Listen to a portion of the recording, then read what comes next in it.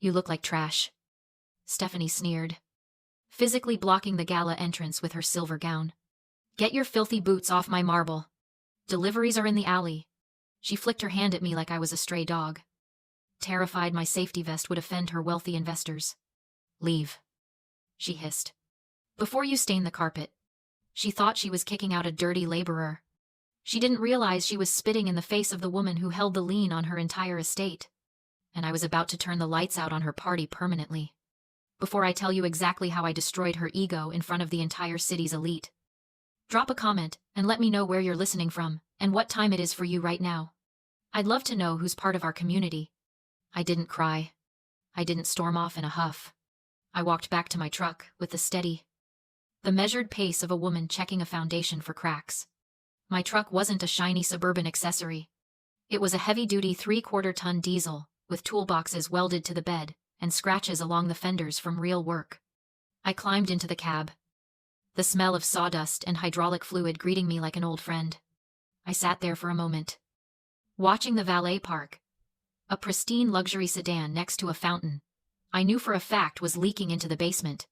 Stephanie thought she had dismissed the help. She didn't realize she had just declared war on the general contractor holding her house together. I pulled out my phone. My hands weren't shaking. They were steady. I dialed a number I knew by heart. My chief financial officer answered on the second ring. It is Saturday night, boss, he said. I know, I replied, my voice flat. Calm. I need you to pull the full project file on the Harrison estate. The permits, the structural assessments, and the invoices. There was a pause on the other end. The unpaid invoices, all of them, I said. And the lien documentation. Have it ready to send to my phone as a digital file. You going to foreclose on them tonight, he asked. Half joking. I am going to remind them who owns the ground they are standing on, I said. I hung up. This wasn't a tantrum. It was a structural audit. For 6 months. I had played the role of the supportive girlfriend. I had hidden my success. My company. My net worth. Not because I was ashamed, but because Garrett seemed to need to feel big. He needed to be the provider, the scion of a great family. So I let him. I drove my work truck. I wore my boots. I let them think. Ironclad Restoration was a company I worked for. Not a company I built from the ground up with my own 2 hands. I let them think I punched a clock. In reality, I signed the checks for a team of 45 skilled craftsmen. I held government contracts worth millions. And I held the only thing keeping the Harrison Manor from sliding into the mud. I looked at myself in the rearview mirror. There was a smudge of grease on my cheek. I grabbed a pack of wipes from the dashboard and scrubbed it off. I took off the neon safety vest and tossed it onto the passenger seat. Underneath, I was wearing a plain white t-shirt and heavy canvas work pants. I looked down at my boots. Red clay still clung to the soles. Good. Stephanie wanted me to look like the help. I would look like the help. I would be the most invisible person in the room. I would fade into the background. Refill glasses. Hold trays. And listen. I would gather every scrap of information I needed to bring this house of cards down. I opened the truck door and stepped back out into the evening air. The sun was setting, casting long shadows across the manicured lawn. I wasn't leaving. I was just getting started. I walked back toward the service entrance, my boots making a heavy, solid sound on the pavement. It was a sound I trusted, unlike the hollow thud of the Harrison family ledger. You see, I wasn't just dating Garrett Harrison. I was subsidizing him. 3 months ago, he had come to me, pale and shaking, in the office of my warehouse. He told me the bank was threatening to foreclose on the manor before the annual charity gala. He said it was just a temporary cash flow issue. A liquidity problem. Fancy words for being broke. He begged me to help, not for money directly, but for the one thing I had in abundance. Skilled labor and materials. The estate was rotting from the inside out. I knew it because I had crawled through the crawl spaces myself. I had seen the black mold eating the support beams in the basement. I had seen the water damage behind the silk wallpaper in the ballroom. While Stephanie was ordering imported orchids for her centerpieces, I was ordering treated lumber and steel reinforcements to keep her roof from collapsing on her guests. I had deployed my best crew for 6 weeks straight. We worked nights and weekends to shore up the foundation, replace the wiring, and seal the leaks. I paid for the materials. I paid the overtime. I paid for the permits.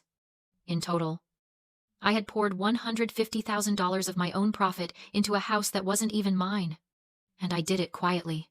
Garrett asked me to keep it off the books, to frame it as a long-term investment in our future.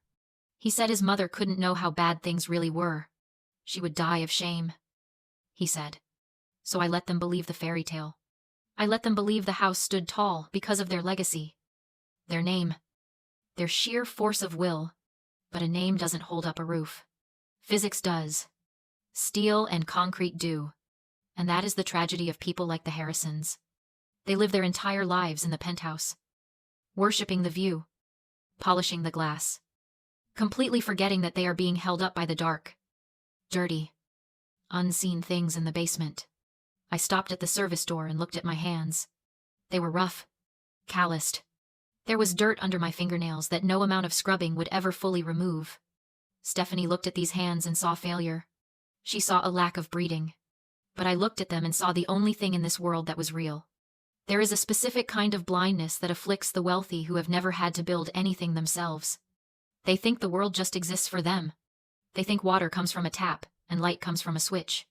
They don't see the pipes. They don't see the wires. And they definitely don't see the women in work boots who make sure the lights stay on. They call us the help. They call us invisible. But tonight, I was going to show them exactly what happens when the foundation decides to walk away. I pushed open the heavy service door and stepped into the kitchen. The heat hit me first, smelling of roasted duck and panic.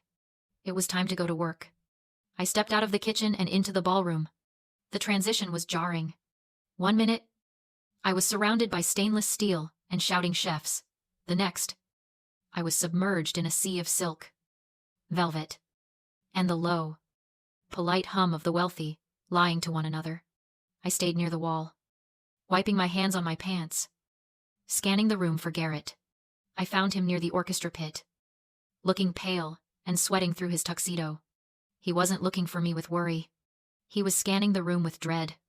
When his eyes finally landed on me, his shoulders didn't drop in relief. They tensed. He crossed the room, not to greet me, but to intercept me. He grabbed my elbow and steered me sharply behind a large floral arrangement, out of the direct line of sight of the main entrance. "You are still here," he hissed, his voice tight with panic. "I thought you left. I told you I was helping with the fuse," I said, my voice calm. "It is fixed. You are welcome." He didn't say thank you. He looked over his shoulder, terrified. "You can't be seen like this. Savannah, look at you. You look like a laborer." And then he said the name that locked everything into place. "Gabriella is here," he whispered. "Her father is speaking with my dad right now. If they see you, if they think I am dating someone who looks like this, it could kill the deal." I stared at him. The deal. That was what I was. A liability to a merger. Gabriella wasn't just a guest. She was the bailout package. He wasn't hiding me to protect my feelings. He was hiding me because he was actively selling himself to the highest bidder. And my presence lowered the asking price. Before I could answer, a shadow fell over us. Stephanie materialized from the crowd. She didn't look at Garrett. Her eyes locked onto me, cold and predatory. She held a silver tray in her hands, piled high with empty, lipstick-stained champagne flutes she had evidently just taken from a passing waiter. She shoved the tray into my chest. I took it instinctively, my hands gripping the cold metal. "Since you are dressed for manual labor," she said, her voice loud enough for the nearby circle of guests to hear, "you might as well make yourself useful. Clear the tables in the East Wing. The staff is overwhelmed. And God knows you look the part." I looked at her. Really looked at her. And for the first time, I didn't see a powerful matriarch. I saw a desperate, drowning woman. There is a concept in psychology called cognitive dissonance. It is the mental discomfort experienced by a person who holds 2 or more contradictory beliefs, ideas, or values. Stephanie Harrison believed she was royalty. But the bank statements, the crumbling walls, and the unpaid vendors told her she was a pauper. That reality was too painful to accept. So, to protect her fragile ego, she had to construct a narrative where I was the dirt beneath her feet. If I was successful, if I was the one saving them, then she was the failure. She couldn't survive that truth. She needed me to be the help so she could remain the queen. She was pushing me off the glass cliff, using my labor to prop up her failing empire while denying me a seat at the table. I looked down at the tray of dirty glasses. Then I looked at Garrett. He wouldn't meet my eyes. He was letting this happen. He was trading my dignity for a shot at Gabriella's inheritance. The realization hit me with the force of a rivet gun. They didn't just think I was beneath them. They needed me to be beneath them. It was the only way their world made sense. I tightened my grip on the tray. A slow, cold smile spread across my face. It wasn't a smile of submission. It was the smile of a hunter who just realized the prey has walked into the trap. You are right, Stephanie, I said. I am used to cleaning up messes. I turned on my heel and walked into the crowd. The tray balanced perfectly in my calloused hand. I wasn't leaving. I was infiltrating. I moved through the crowd like a ghost. There is a strange power in being unseen. When you are wearing a uniform, or in my case, a white t-shirt and work boots holding a tray, people stop seeing you as a person. You become furniture.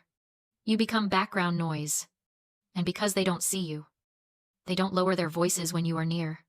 They assume the help is either too stupid to understand their conversations or too frightened to repeat them.